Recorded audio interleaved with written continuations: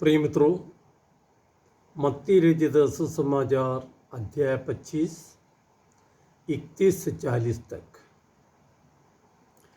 न्याय विचार के दिन प्रभु हमसे कोई कठिन सवाल नहीं पूछेंगे, जैसे परम पवित्र तृत्व के संबंध में तुम्हारा विचार क्या है, या माता मरियम पुत्र प्रसव के समय और बाद में कैसे कुंवारी रही, या फिर यूदस इस्करियोती नरक गया या स्वर्ग। वे हमसे ऐसे सवाल नहीं करेंगे। एक ही सवाल प्रभु हमसे पूछेंगे, बहुत सरल। वो ये है, जब मैं तुम्हारे सामने नंगा, भूखा, प्यासा, उपेक्षित और अधमरा पड़ा था, तब तुमने क्या किया? जब मैं तुम्हारे सामने अशिक्षित, अनपढ़, बेकार, दीनहीन खड़ा था, तो तुमने क्या किया? यदि हम जवाब दें कि प्रभु, हमने आपको नहीं देखा तो पहचाना भी नहीं, लेकिन ऐसे लोगों को हमने देखा जरूर था और आपके नाम पर हमने उनकी सेवा मदद की,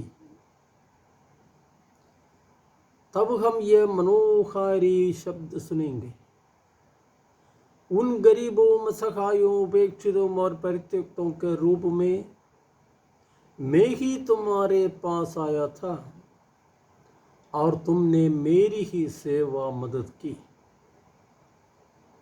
अब तुम आनंद जीवन में प्रवेश कर मेरे पिता का मुख दर्शन करो।